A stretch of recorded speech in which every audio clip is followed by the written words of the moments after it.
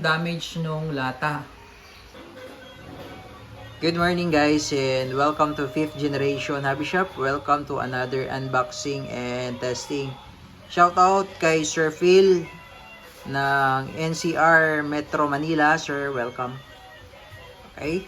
So meron tayo ditong home defense shotgun na caliber 68. Bali ang bala nito ay rubber ball. Ito yung caliber 68 na rubber ball. So, itong shotgun natin ay pwedeng balahan ng iba't ibang klaseng bala. Pwedeng pepper ball. And meron tayong bagong bala. Ito naman ang tinatawag na DIS-68. Caliber 68. O pwede rin to sa shotgun. So, ito parang rubber din siya, tapos meron siyang bulita sa gitna, aluminum ball sa gitna. So itong bala na to ay hindi reusable dahil sa lakas nitong HDS 68 nababasag po itong bala na ito. So hindi siya reusable. Yung rubber ball pwedeng magamit ulit as long as hindi pa siya durog, hindi pa siya basag. Katulad nito, ayan o, may mga konting basag na pero pwede pa to. Ayan, so ang kagandahan nitong rubber ball, nare-reuse. Ayan, so again, this is the home defense shotgun HDS 68 caliber 68 na double barrel, kaya siya 2-rounder. Kasi ano, yung barrel niya. Ayan, so pwedeng simultaneous ang labas ng bala, pwede ring single barrel lang, or isa lang yung pwede mong palabasing bala, left and right, pwede. Meron siyang barrel switch. Ayan, pakita ko sa inyo. Ito yung barrel switch. Ayan, so kung gusto mong sa right side lang, switch mo lang siya. Pagka isang barrel lang yon, isang bala lang ang lalabas. Pagka sa left side, left barrel, switch mo lang siya. Ayan, kung saan nakatutok yung arrow. Ngayon, kung gusto mo dalawa simultaneous, sa gitna. Sa gitna yung switch. Tutok lang siya sa gitna. Ayan, sa gitna. Ayan, ito yung T4A series na HDS 68. Ayan, again, ulitin ko, pwede siyang balahan na paper ball, rubber ball, basta as long as caliber 68. Pwede rin siyang steel pala, steel ball. Ayan, ito meron tayong caliber 68 or 17mm. Caliber 68 na steel. Halos magkasing sukat lang yan ng rubber ball. Yan, steel ball. Ayan, pwede rin to sa ating shotgun, nga lang medyo mabigat ang steel kaya lower velocity lang. Kumbaga pang malapitan lang ang steel. Yan, pwede to. Steel ball. Caliber 68. Yan. Kasi itong rubber ball, magaan to compared to steel. Steel mabigat. Kaya pwede naman siya sa shotgun, nga lang talagang mababa lang yung kaya niyang abutin. Yung projectile velocity, yung kumbaga yung travel ng bala ay malapit lang kasi mabigat siya. Ayan, caliber 68, pero mas mainam ito dahil magaan din. Ayan, umiikot kasi ito ito yung D68, limited lang yung stocks nito. Pero itong rubber ball mas maganda, rubber ball or paper ball, kasi mas malayo yung abot ng bala nito. Masakit din to, itong rubber ball. Ayan, so ito yung home defense shotgun. Meron din tayong orange nito. Ito yung P2P. Shotgun din siya na double barrel. Ayan, ito naman yung P2P. Prepared to protect. Ibang series po ito. Pero same specs. Magkaiba lang yung kulay. Ito yung orange. Ayan, meron siyang quick pursing cap. Ayan, ito yung quick pursing cap. na once inactivate nyo or once na pinalo nyo tong cap na to, mag-a-activate yung CO2 and that's the time na pwede nyo na siyang gamitin. Pero once na ini-standby mo lang yung CO2, nilagay mo lang dyan at hindi mo inactivate, andun lang yung CO2. Kahit taon abutin, hindi makukonsume yun dahil nga hindi pa naman siya punctured, hindi pa siya activate. So yun yung kagandahan nito. Kaya pang home defense talaga siya. No, non-lethal po siya. So wala naman tayong purpose na kumbaga ano lang, to deter the intruder. No, ganun lang ang purpose ng ating home defense shotgun. So pwede kayong gumamit ng paper ball, yung kapag ka tumama sa solid, nababasag yon, nag-i-spread yung maanghang, no? Yun yung paper ball. Okay, so nag-order pa tayo ng paper ball. Okay, so ayan, home defense. So paano ba siya gumana? So papakita ko sa inyo paano siya gumana, no? Yung ating shotgun. Okay, now papakita ko sa inyo kung paano ba siya gumagana. Okay, so yung ating shotgun, meron siyang trigger safety at medyo matigas yung kanyang trigger, kaya safe talaga, hindi siya basta-basta pumuputok, no? Kasi kailangan mo talagang kalabitin hanggang sa dulo para pumutok siya. So yung kainaman dahil safe siya. Okay, tapos makikita nyo dito meron siyang indicator. Ito yung pressure indicator pin, no?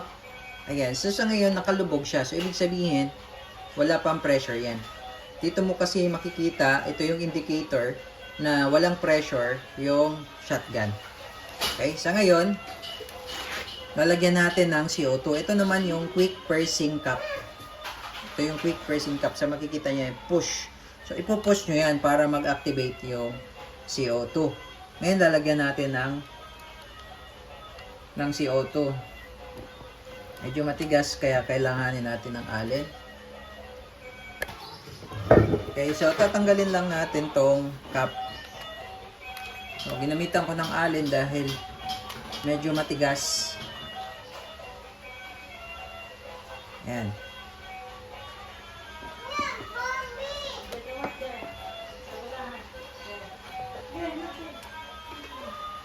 Okay, so ito yung cap niya, quick pursing cap na meron siyang karayom dyan.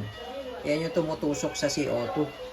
Ang ginagamit niya pa ring CO2 ay 12G. 12G pa rin. Etong isang CO2 ay nasa 20 shots more or less. Yung isang cartridge.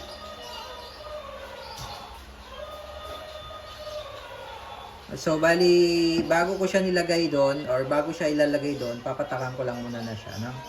Oil, silicone oil. Tapos pag ganun po yung ganito po yung yung lagay. Yan, pag ganyan po. Tapos papasok niyo siya dito.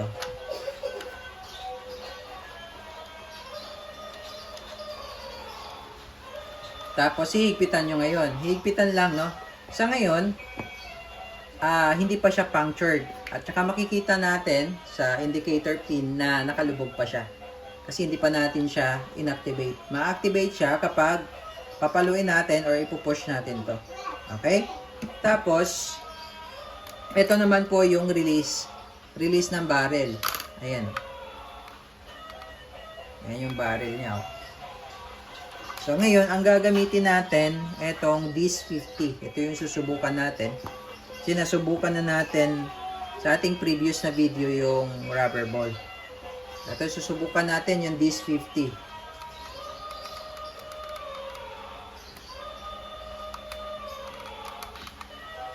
Ayan.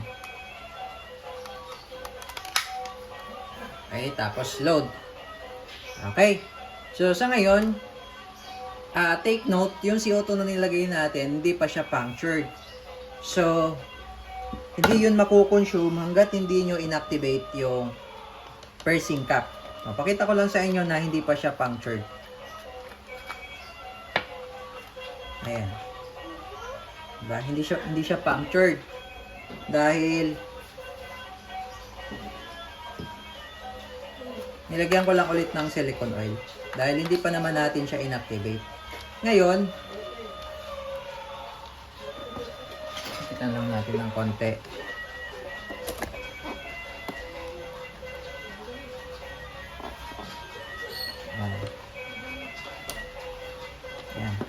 Okay, so kapag inactivate ko na, pinush ko to, aangat ito, yung indicator pin, katulad to. Yan, umangat na siya. So, ibig sabihin, may pressure na siya. And that's the time na pwede mo na siyang gamitin. Pero pag hindi mo gagamitin yung shotgun, hayaan mo lang siya, naka-standby lang yan. Pag gagamitin mo na, loaded ka ng 2 bala, tapos pag gagamitin mo na, push lang. Split lang yan, 1 segundo, magagamit mo na kagad yung shotgun. Okay, so ang nakasalang dito ay yung DIS-50 na caliber 68. Ito yung susubukan natin. Okay? So, ayan yung ating target. So, bali ang distance natin nasa around 2 meters. 2 to 3 meters. Ayan, tapos, hindi natin muna simultaneous yung labas ng bala. So, i-switch natin to left barrel. Yan, para ma-target natin yung lata. Okay. So, testing. Firing.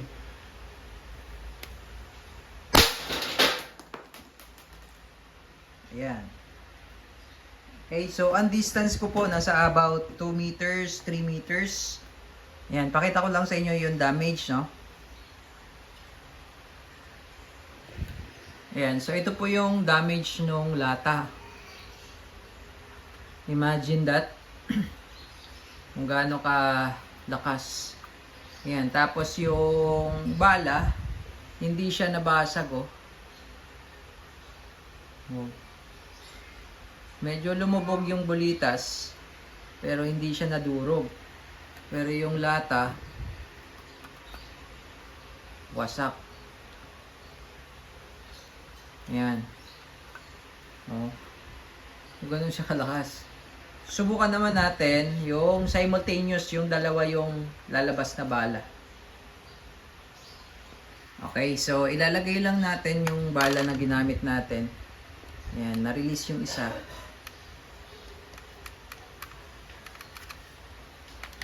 Ayan, tapos i-switch natin sa gitna. Para dalawa yung balang lalabas.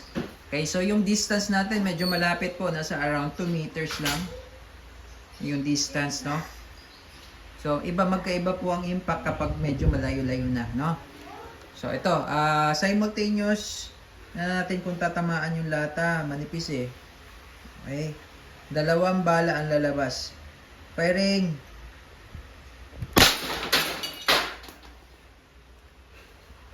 Yun.